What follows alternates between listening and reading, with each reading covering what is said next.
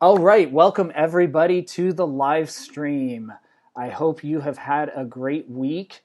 I hope things are going well for you and that your week has been great. I am so excited for our conversation tonight. I have a friend and colleague on the line, and we're going to be talking personal finance in kind of this environment, a crisis environment, how you prepare, how you adapt, and how you can survive and thrive in times of crisis. So as you come in to the stream, please give us a shout out where you're from, not where you're from. Well, you can give us a shout out where you're from, but what platform you're watching on. Tonight, I want to say a special shout out and hello to Twitchland. I am not a gamer, so I appreciate all of you inviting me into your living rooms. And I am glad to have you all on the live stream as well as, of course, Facebook and Twitter and Periscope and YouTube. So definitely give us a holler out wherever you're connected in from.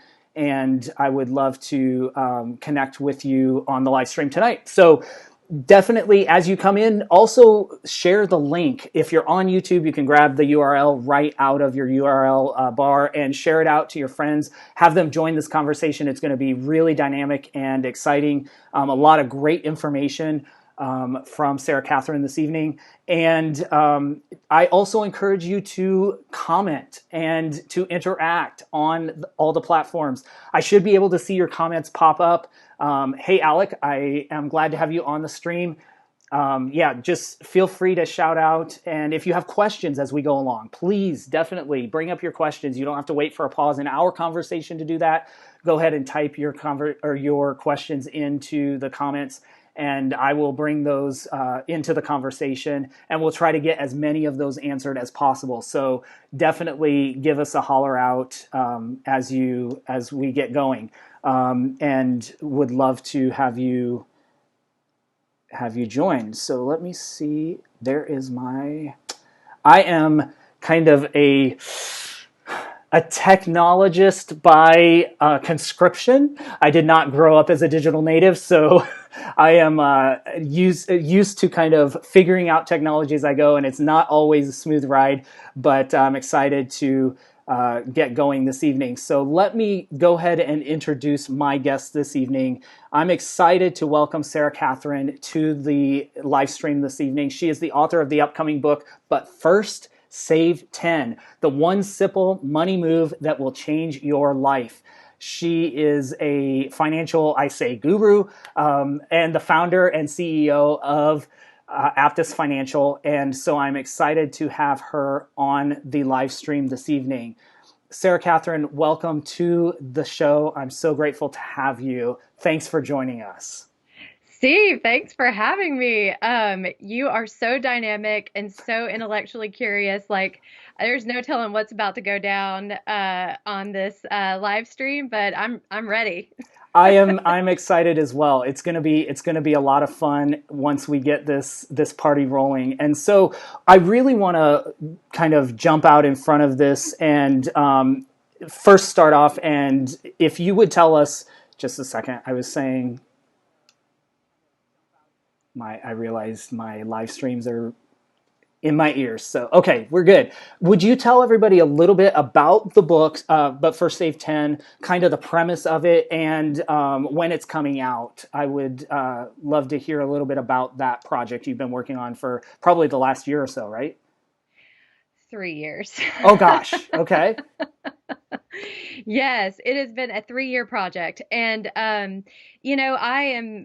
I've read all the books out there and have really found myself, I've learned the most through these books by incredible behavioral economists, by, just practitioners, by journalists. There's amazing books out there that people can get their hands on. And what was happening is I was speaking in a lot of different groups, and I do retirement plans in my business. We do a lot of them, and so we talk to people all day long, and it never failed that I would go speak to a group, And I would say, I kind of treated saving like it was not a given. And, we just would get up there and say, got to save 10%, your whole working career. And it's really funny when you give someone the argument, don't just take it for granted. Don't just assume people know, but you like literally say, you may disagree with me, but let me build the argument for why you should save. People would do it. Like it was wild. So imagine that. So you're in a presentation for 45 minutes and someone listens and they're not saving anything. And at the end of the presentation, they sign up for 10%. And 2 years later, they're still doing it. So here's the crazy. So that's scary, right? Like that it's that easy, but it's still not happening.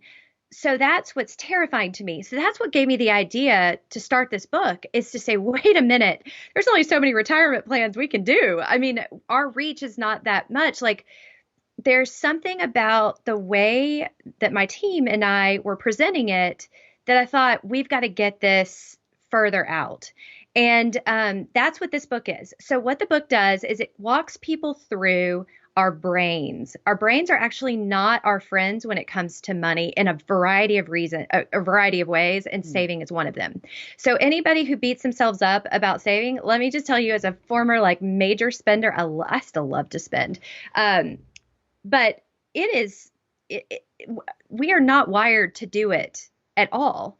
Our prefrontal cortex is this tiny, tiny little piece of our brain. And the rest of it is this like reflexive, animalistic limbic system. Like it's crazy. And we're just not built to make these like day to day, like moment by moment decisions of future versus present.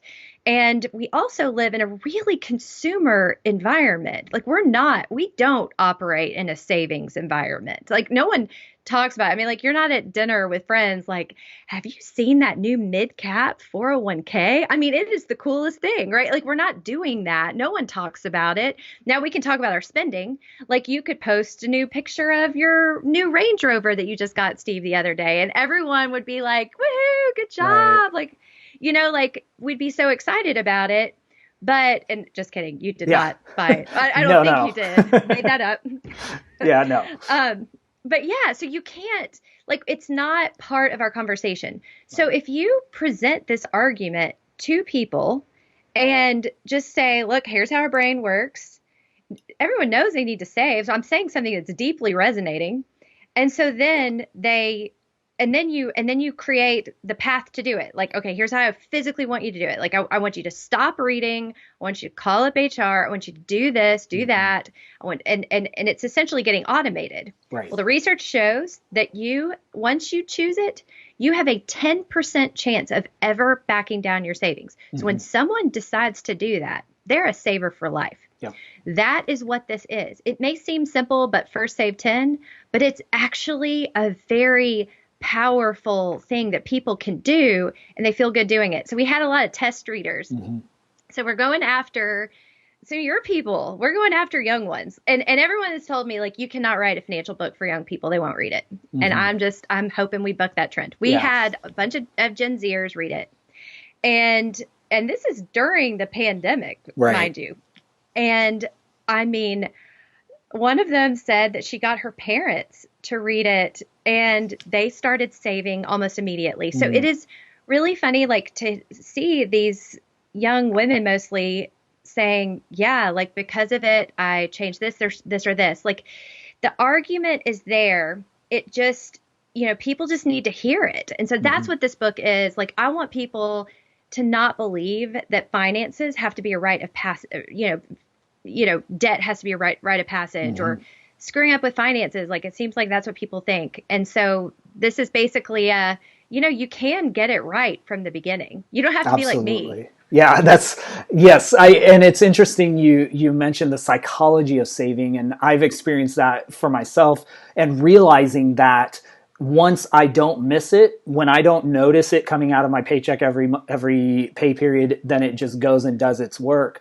I'm really interested, as we are, in the last 8-10 weeks, been dumped into this catastrophic experience on a global scale, and it's really once in 100 years that something like this happens so significantly, where we have a major health crisis as well as a giant recession breathing down our necks. And so a lot of people, it was literally overnight, their finances were just thrown upside down, tens of millions of people out of work.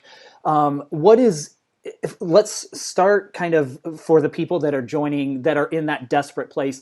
What do people do when the carpet's pulled from under you? Maybe you were a good saver, you were doing all the things you're supposed to, but all of a sudden there's just like no income, or something happens. What can people do in that kind of crisis situation? Well, let me tell you, because that's what we had to do. So, Okay. yeah, my husband and I are both entrepreneurs, Mm-hmm. and so my business has ticked on, but he lost his. We didn't even have a week notice. Mm-hmm. I remember I was speaking at a conference in Vegas, and it was the day that President Trump was making his big declaration, like March 13th or 14th. I was worried I wasn't going to get on the plane. Like it changed that fast. Like if this conference was one day later, we wouldn't have been doing that conference. Right. It was that quick. And I was flying home and he said, "We're not opening tonight." And we thought that was like a 2-week Yeah. thing. Yeah. Well, it turns out, so our business is a salsa dancing nightclub, and I can almost guarantee you that we will be the last business that is going to be allowed to open. So we had an emergency fund I was really like solid on. That was a good, 6 months. And as the news that this wasn't a 2-week thing started to come out, and I realized this is not a 6-month thing. This could be a 1 year. And just now, like just this week, I'm like, this could be 18 months for us. So I will say this, if people are listening and you're in this position and you're still in the fetal position, I feel you, because that's where I was for like a good week or two. I wasn't productive, not in my business, not in trying to figure things out. But there was a moment where I sat down with the computer and started yelling out expenses to my husband that I wanted to can.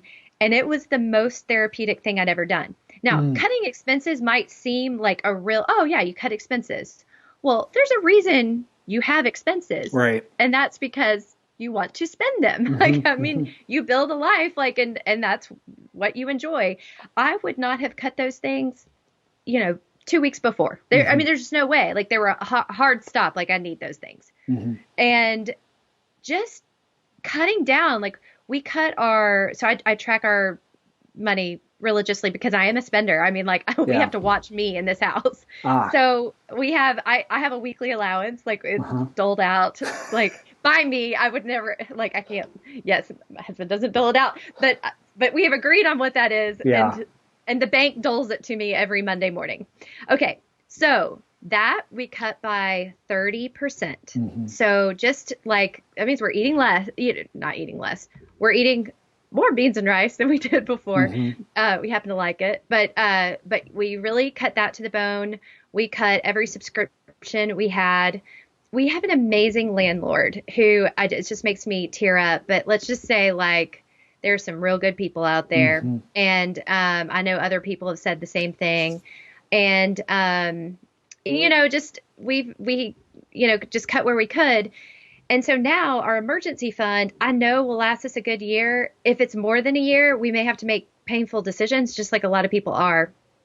There are so many people who had, 3 to 4 month emergency funds. And that would have been great. That's an amazing emergency fund. The much cited statistic that, half of Americans can't get their hands on $400 in emergency. Right. That's terrifying for a lot of people. And I know people who are living this, and it's not like we're squandering this money. Healthcare alone makes up, on some of people in my retirement plan, it could make up, 10 or 15% of discretionary if you're in the unlucky group that has like heart disease or diabetes. So, I really understand what a lot of people struggle with to even just break even in life. Mm-hmm. And so my heart really goes out to people. People are getting tax refunds. Anybody who hasn't, filed their taxes yet, that's coming. We've got the stimulus payments. And then for the small businesses like ours, there's that EIDL grant and there's the PPP loans, which were supposed to be forgiven. I was just literally reading a New York Times article about how, there's enough complication those may not be forgiven, which is why we're keeping ours in an account just in case. But anyway, the point is slashing expenses is the best thing we can do for anybody who is newly unemployed. There are a lot of people who have one income, one unemployed person, kind of like ours. Like that's a really common household. And, while we probably we could have been spending down our emergency fund much more, but I just cannot emphasize enough, cut it now. Like that's because we just don't know how long this thing is going to last. That's what I've experienced in my own life, not in this situation, fortunately, but in previous crises that I've gone through personally, where when I did a postmortem on what was happening, I realized when this happens, like, for example, when I lose my job, you go scorched earth immediately. You can always go back up if suddenly a job comes in. Interesting question I'm going to bring on screen here. Alec, who's actually one of my students, says, should a young person who does not have many expenditures and is dependent save only 10% of their income? Such a great, Alec, you are on to great things. It's, so actually in the book, it's such a great question. I believe that you save 10% for retirement, and I should have said that. I should have been more clear. We are saving 10% for our future selves. But let me tell you, I know a lot of people that are technically going to be able to retire. They're saving enough money, but they are in and out of disaster all the time. Credit card debt, just robbing Peter to pay Paul, and they just kind of forget about their retirement plan. And I'm like, oh, good, just keep forgetting about that. But Alec, the answer is you can actually save for lots of things because you have lots of future selves, and those future selves are going to be so happy if you do. So for instance, one future self would probably want to have an emergency fund. Now that is no fun to talk about, right? Who wants an emergency fund? Right. I call it, for 20-year-olds, a walkaway fund. This is I am the boss of my life.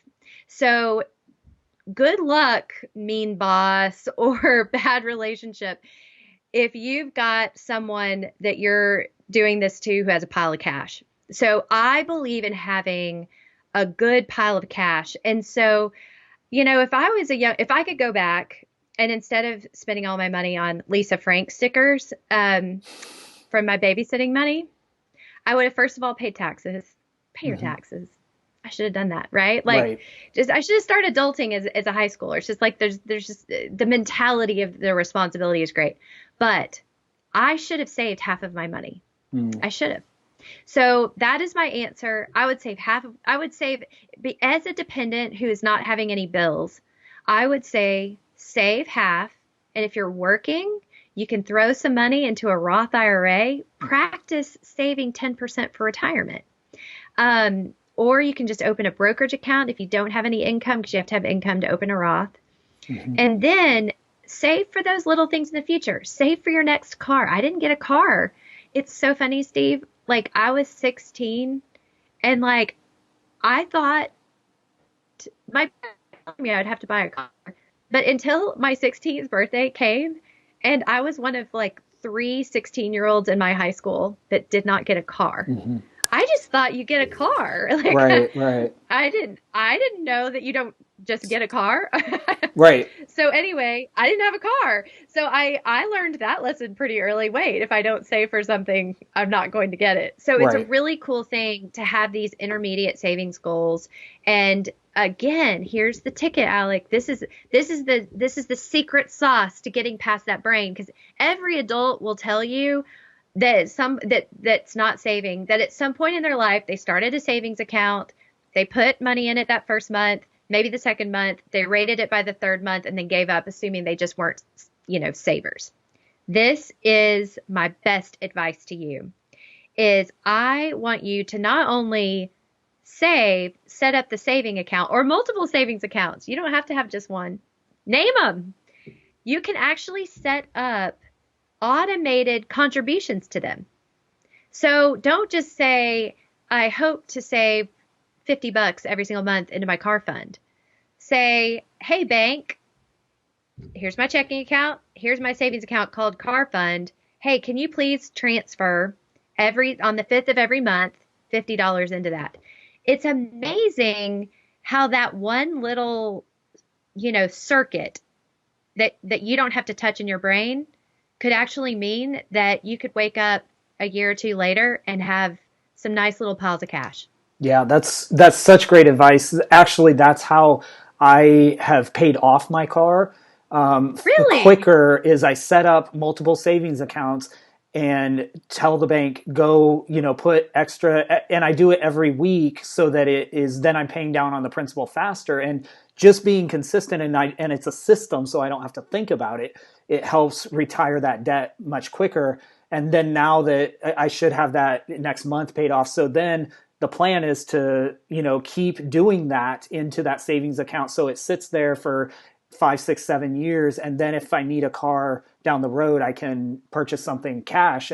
But it's amazing how quickly a system will advance your goals. I'm curious now, so we talked to people specifically who are kind of in the place where they came into this crisis and everything's blown up, and it's really, I didn't realize your situation, and it's really I think more impactful because you're able to say, not only am I a financial planner, but I'm experiencing this as well. I don't have it all figured out. I don't have all the things. And I'm curious now, the people who maybe were in the situation you outlined that had 3, 4, 6, 12 months of emergency fund, they're contributing to their 401k, and the economy's blowing up, and they look at their finances and they pull up, whatever Templeton or whatever is managing and they see this, graph going like this, and they hear, on, the business news that everything's dying and everything's, crashing. What is the advice for those people who have a job still, are lucky, someone like me that I'm fortunate, I have, still an income, and for now, I'm still contributing to my 401k and retirement and all of those things and saving. What do I do during this time of crisis, or how do I think about this time of crisis? What should I be telling my brain, and how should I be reacting to what's going on around here? That lizard brain that's like, sell it. Yeah. Buy some guns. Buy some gold. Let's just go find a cave somewhere. I mean, this is all ending. Yeah. And we're on the edge of the Ozarks. We could find a cave. We could go north, and there's a cave somewhere in the woods. I could hunker down somewhere. Right. Okay. So you could do that. So I'm just going to throw out, I love this question. I'm going to throw out my favorite things that people have said to me. And I'm going to misquote J.L. Collins. I got a stack of his books back there. Simple Path to Wealth. Alec, please go read that book. It's just, that's the way you start out life, is reading a book like that. But First Save 10 comes out. So here's the thing. As he says, dead men are much luckier than men who are alive when it comes to investments, because their investments will do better. The point is that you don't want to touch it. You don't want to touch your investments at all, because the deal is, the more you touch your investments, the worse you're going to do. So, if you got other students here, we're taught to believe that the more effort we put in, the more work we do, the better we'll do.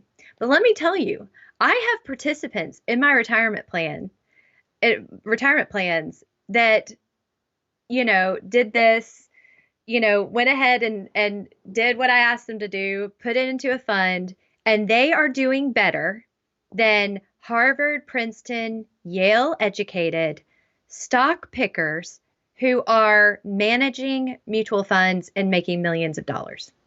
And that is a true statement. Mm-hmm. So Berkeley did a study on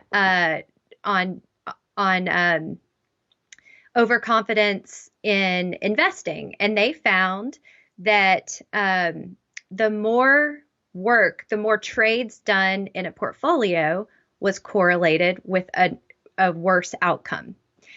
And if you look from a gender perspective, if you look at who trades more in their accounts, men or women? Steve, what would you guess? Who's trading more in their accounts, men or women? I'm a man, and I'm going to say it's me. Okay. Because I'm going to react Okay. and I'm going to freak out and I'm going to. Or you might be overconfident. Right. You might be saying, "Oh, I need to buy oil right now." I mean, like this is the time to buy oil. I mean, I have so many people calling me about buying oil right now. Mm-hmm. And maybe it's a good buy. Who knows? But let me just say, it's the overconfidence bias. Then we have women over here. They're like, if I can talk women out of cash, like, I mean, so women are notoriously, like, who are savers, just sit on their cash. Mm-hmm. That's a bad idea. And right. I'll explain all day long why that's a bad idea. But then they go like this. They're like, okay, I'll do it, but I'm never looking at it again.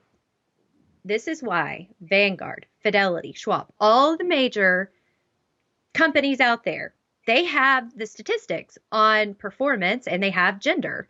And women outperform men in every single case on their investments because they don't touch them. Now, whether they're not touching them out of fear or because that's their investment policy statement and they're following it and they're dutifully rebalancing, it doesn't matter what the intent is, it's the outcome. So we have to stay the course. And so here's a couple other things. So Warren Buffett, one of my favorite quotes from him is, "The stock market is a device for transferring wealth from the impatient to the patient." Mm. So we have to be patient in this. We don't know, like, obviously, so the stock market falls 40% and in like 10 days. And then now we're only 10% off highs. Yeah. So, I mean, it's like, oh, mission accomplished. Like, we're all good. Yeah. And we could be. Market could fly up. We might not be. The market could sink. We could sit here for a decade. We just don't know. All we know is we don't need the money.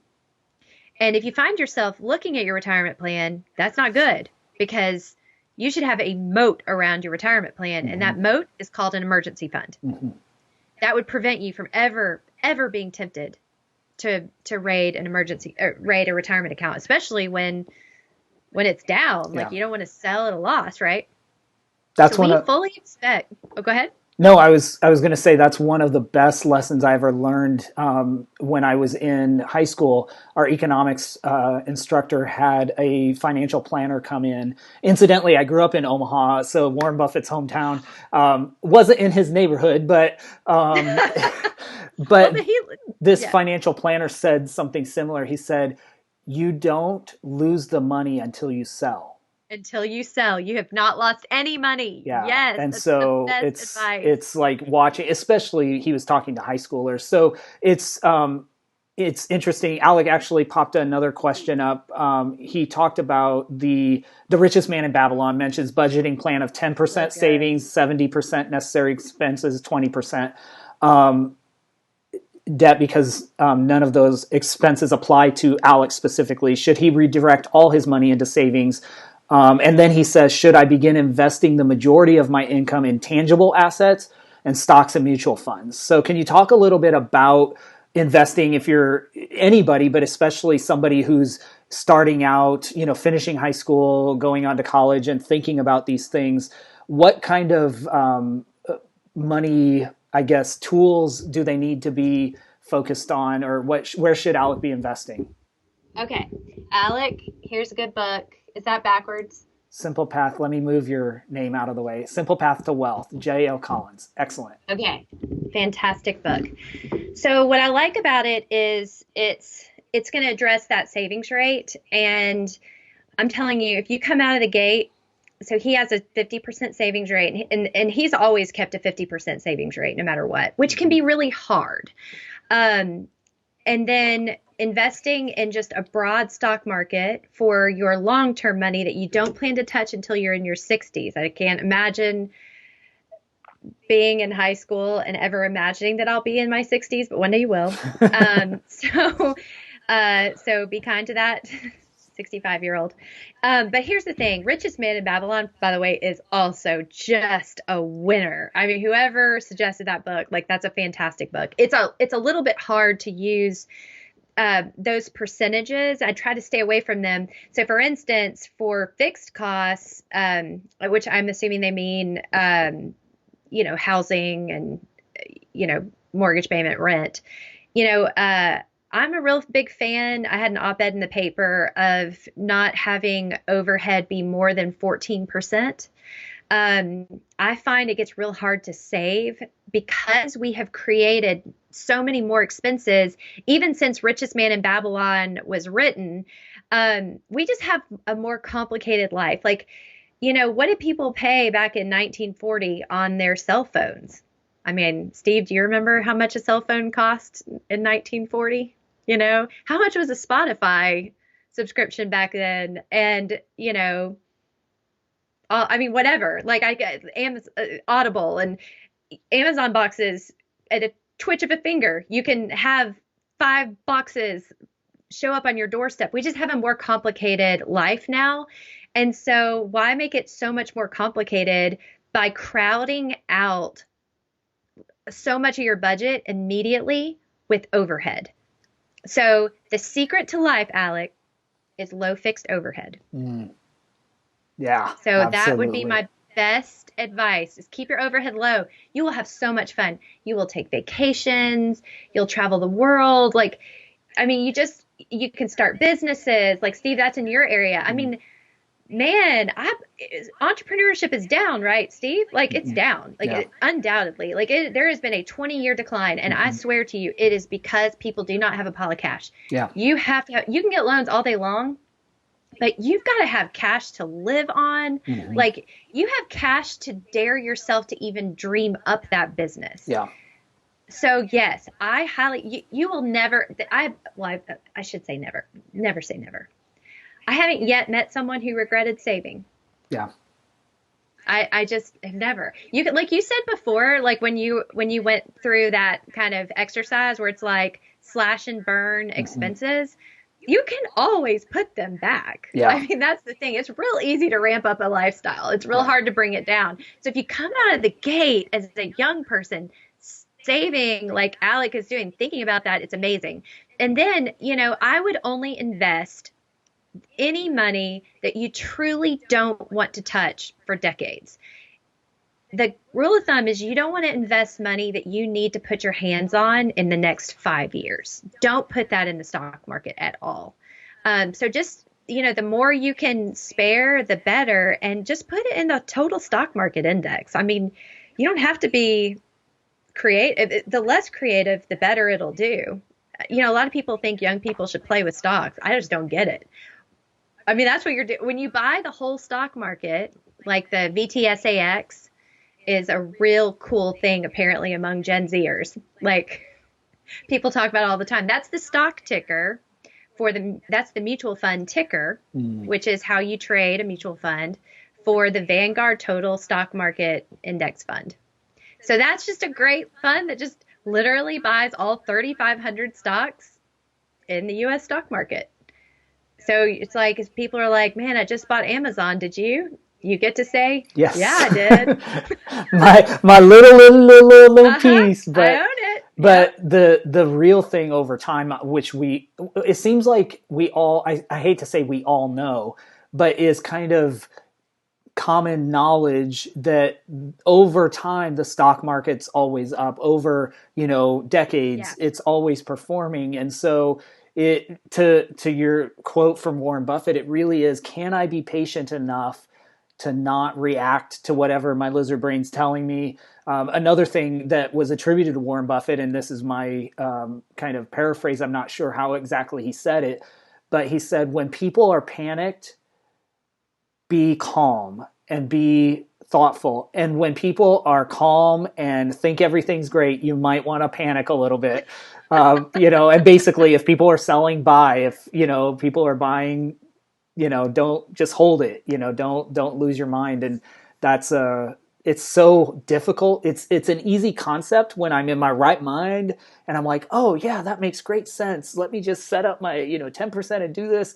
But then when it's like, oh, this happens and it's that temptation. It's one of the worst things that money mistakes or choices I ever made. I was that guy who had to learn the lesson. Early in my career, I was fortunate to have very low fixed expenses, similar to Alec, where when I got out of college, I moved back home for a time and I paid a minimal, rent to parents and my car was paid off, had no expenses. And I was literally paying, saving 50% of my income, and I still had money to spend, and I was giving away another 20%, and I was saving, all of this. So I was Wow. in a great place, and I was funneling, I think at one point, maybe 40% into my retirement.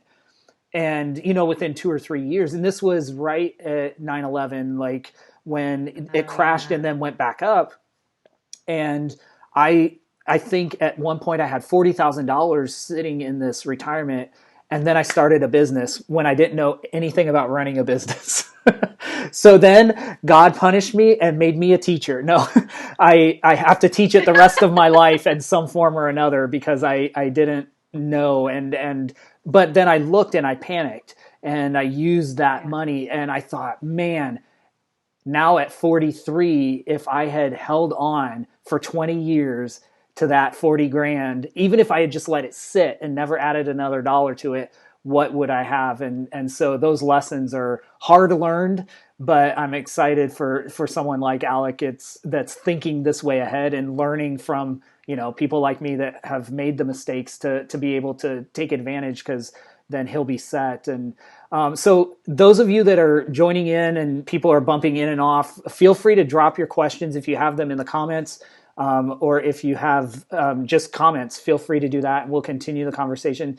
Continuing kind of this, looking at the people who have been impacted most by this situation, and those of us that are fortunate to have income and continue. Now, the next kind of area that I'm curious about your perspective on is those, as the economy, quote, gets back to work and people address this health crisis and we get more capacity for testing and we get more active in our lives again. Obviously spending, I imagine, will go up. Consumer sentiment may not. We may struggle with that for some time, and I think there's a lot of probably ripple effects that we're going to feel for several years in the economy. From your perspective, what should we be thinking, those kind of everybody be thinking, looking kind of recession in the teeth, if we are able to go into our right minds and really think, okay, here's an opportunity. What are the things we should be thinking about leveraging crisis, specifically within the context of this crisis? But how do we leverage uncertainty? How do we leverage those situations? You mentioned the situation you and your husband are dealing with your business. Now looking at, okay, if we have to last 18 months, what do we do? Yeah. What do you have, or what is your perspective on, for people looking at going through this recession? What should we be doing? Okay, this is easy. And I have been, beating the drum on this. So there will probably never be a time in your life, in anyone else's life, where you can become a saver. So whoever's listening to this, like this is your moment to become a saver. And here's why. It is not fun to spend right now. There is no keeping up with the Joneses. We're in our houses. Like no one's buying cars, not because we don't need to get around, it's because there's no one to impress a car with, right? Like we are finally knowing. We've always wondered. Like people would say to me in these meetings, like people who are spending their last dollar, $70,000 in credit card debt. I mean, people are hurting out there and it just breaks my heart. And they're not doing it. People think there's this like irrational spender. It is not irrational. I mean, people, like our brains are just wired this way. People want to give their kids good lives. Like I get it. But what it does is it kind of desensitizes us to what we're doing. Like it just becomes part of who we are. We spend this, we do this, we go there, our friends do that, we do that, we, order 2 glasses of wine with dinner, we, whatever it is. And so I really believe that right now, people can get off that hamster wheel that we have always talked about doing. Like, what if? What if we didn't have this? Like, what if I didn't work an 80-hour-a-week job? Like, what if, like, would that, do I want that? I mean, why I'm taking on, with doctors, like we have doctors who are in terrible financial shape, like taking on extra shifts to try to cover that credit card bill. I mean, like it's from every income, you can imagine.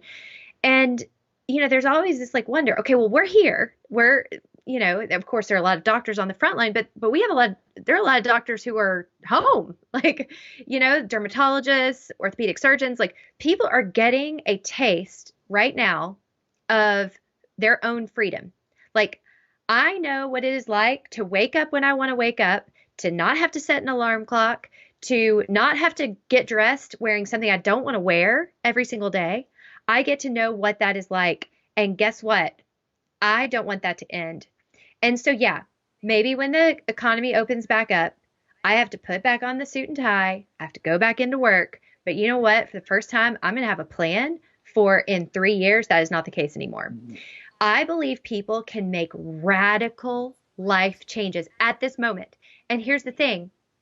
If the economy goes back to normal, you can go back to normal. But I guarantee you, if you make these changes right now, and I mean, look at other houses. I mean, like really radical stuff. If you're like, I really, really don't want things to go back to normal, this is your moment to not go back to normal. And you can go look at these, look at going to a one Uber family. I've got one of those here in Little Rock. It's a fantastic way to live. There are some fantastic things you can do right now if you're creative to cut expenses, to get out of credit card debt. And Steve, what you did, like you didn't give me a chance to interrupt you, but on your car payment deal, how did you know to automate that? Because most people would think, and for anyone just jumping on, Steve was talking about how he's paying off his car faster. He's got his regular car payment, and then every single week, a little amount gets taken out of his checking account, goes directly into a savings account, and then you plow more on top of the car, right? Mm-hmm. Or does that go into the next car? No, right now it's paying off the debt. So I have that and then money. It'll go into the next car, right? Okay, so that automation is the key. Mm-hmm. So how did you know to do that? I don't know where it clicked, but I think I did that with a previous car where the goal was I was trying to pay double payments because I had lived for probably 7-8 years without a car payment. And so when I went back into the car market and saw how much cars actually, I thought, oh, I'll get a really nice car for 10 grand. And then I was like, oh, I'm not probably. And I mentioned my experience with the business I started. I almost went bankrupt because of that business. And I went $25,000 in credit card debt on the business. And it took me 18 months or 2 years to pay it off, like that's good. Scorched earth, all the extra work every Saturday, but I was just like, I don't want to live like that. And so knowing I had to take on some car note, I wanted to be as low as possible, but then I thought, and I had done that with my previous car, and I thought I can make double payments, and it's 2-3 years it's gone, and because they amortize it over like 7 years or some crazy like 72 months or something. And I'm like, this is crazy. Last time I bought a car, this just didn't happen. Like you didn't, and so realizing that I could leverage the low interest rate by amortizing that long, but paying it off faster, and then contributing to the to the principal instead of the basically I'm just cutting out a lot of the interest. And so that was the thought process, I think. And then now that I realized that that amount goes, I thought, oh, the other day when I realized my car would be paid off, I said, oh, I could just keep doing that, and it's already set up, and I don't really notice. I mean, I get the little notification that says you've authorized a transfer, and I don't even remember the exact amount right now. It goes, and I'm like, man, I could have, a big old chunk of cash in a few years, especially if I keep it the same rate that was double, like Yep. it'll add up. And then if if I keep a car for 10, 15, 20 years, I don't think I'll keep it that long, but it's still relatively new. I think it's 2 or 3 years old. I think it's 16, so it'll go. But yeah, Yeah. anyway, that's I mean, but that's the key. Like, mm-hmm. and you could at any point right now change that payment. Oh yeah. Like change that extra savings. Mm-hmm. But you don't. Mm-hmm. And that's the craziest thing is like if you set the intention for the savings and then you automate it. Yep. Like the studies are pretty clear. Like you're not going to change it. Yeah. Like you're not going to back it down. Like, but by the same token, if you commit to saving that same amount and you have to make that transfer yourself, you're never going to make it because Right. it's going to be like, well, it's, it's October. We got to buy Halloween costumes. Oh, it's November. Got to start saving for those Christmas presents. Yeah. And then January, you're paying off the credit card. It's never a good month. But under those same conditions, those same things you would think, you have it automated, and it's funny. We won't change it. We won't back it down. So it's brilliant. And let me just say one more thing on the car thing, because if Alec is still listening, I'm just saying any young person, I would say when I get young people in front of me in these plans, just they're in their first jobs out of college, and I sit down and talk to them, and they've got 60,000 in student loans, 10,000 in credit card debt, and then just bought a car. And it's like, well, it's only $500 car payment. This is my best advice on the car payment. So if you go to a car lot and you find a brand new car, what I want you to do is I want you to go find someone who drives a 7-year-old version of that car.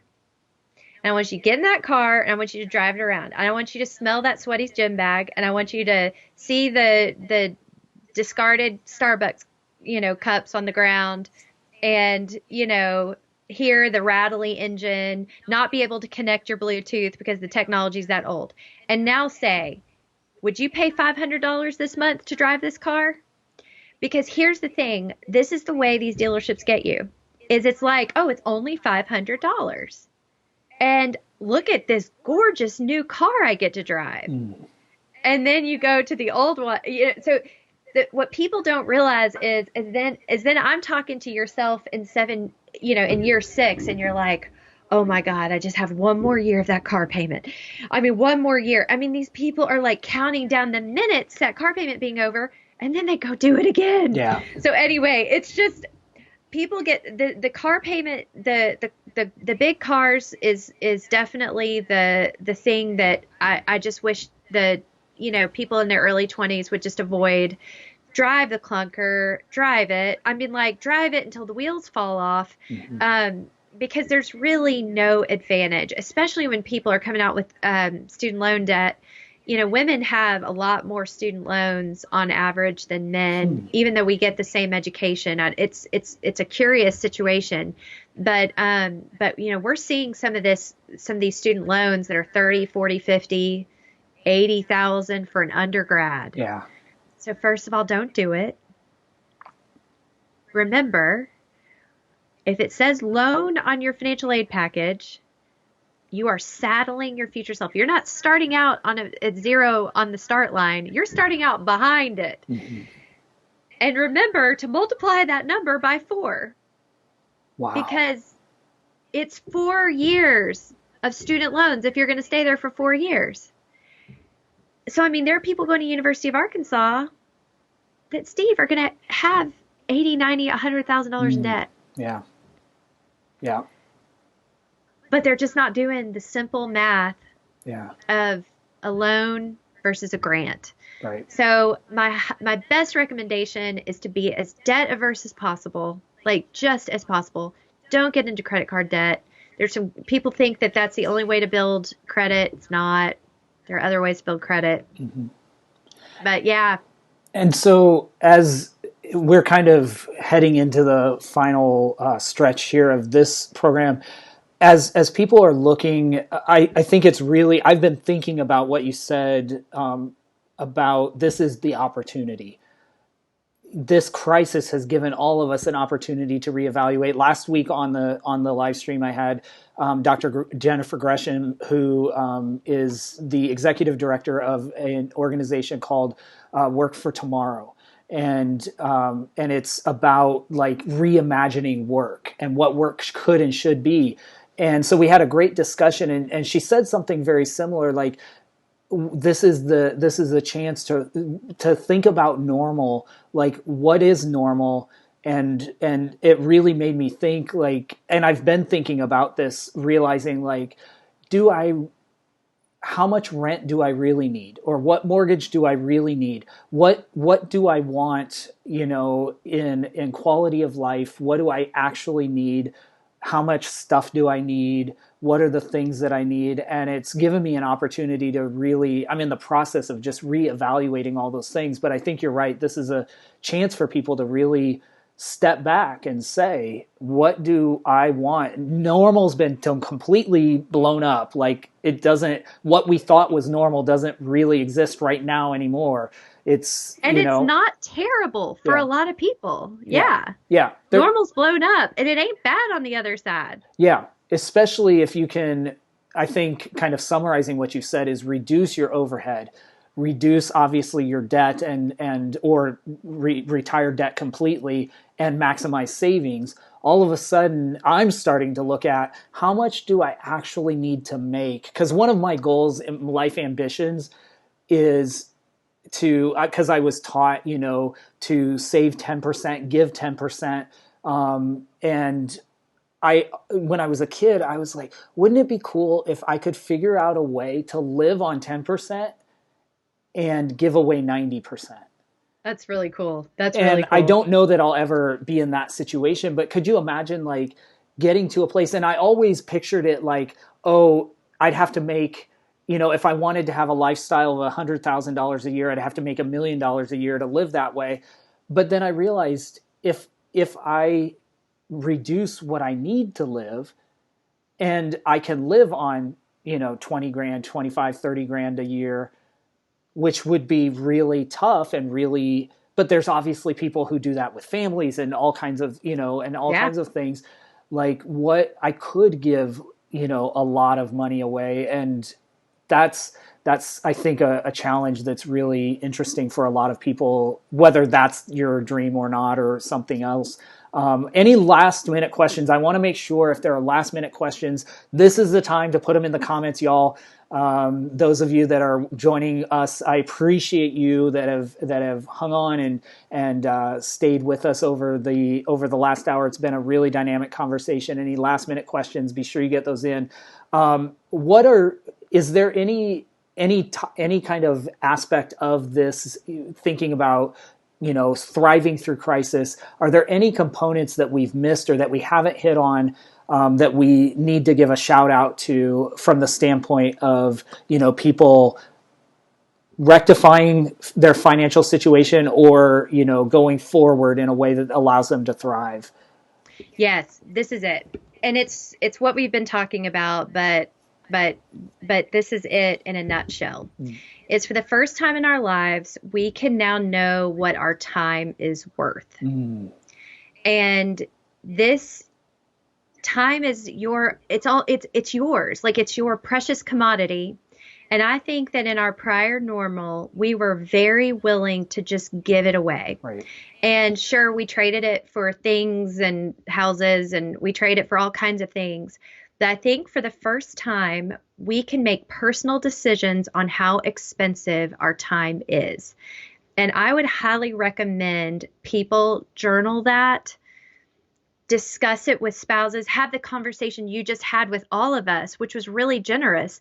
Like, I agree. Like, I don't have any dream of a material thing. Like, no one, if someone said, like, why are you work so hard? Like, why are you trying to build a company? I actually am not sure. I like just being an entrepreneur, but my dream is to give it all away. Like, that's it. Like, I want to be able to be generous and make an impact on the world. And it feels good to be living a life that is not on the hamster wheel. When I left my last job, it was, a great job, but it was my last job and it was work. I have never worked since. And we make our own hours. My husband used to be a chemical engineer. He used to work really hard, long hours, in these hot warehouses, like just hard. And we were lucky. His business turned out to be great. And he almost replaced his entire income working one night a week.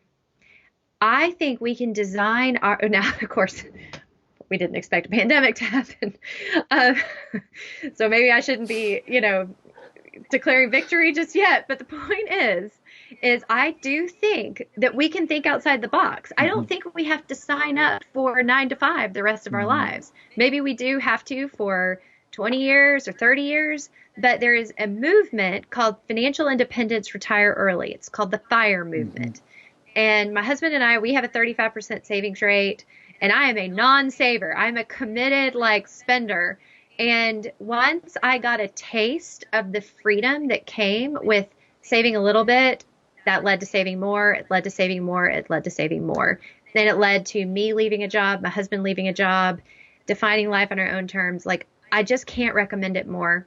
And so if any of that resonates with folks, you know what, maybe I can't imagine in the next 5 years doing something, but yeah, in the next 10, well, it takes a lot of money to do that. It takes a lot of saving and just diligently while other people are spending, but you can do it. So set it up now, automate those savings, and be bold on the savings. Be car payment bold. Yeah. Be I'm going to put $600 a month into this account. And I'm not sure what it's for, but I'm putting it there. Yeah. I mean, this is the time to do it.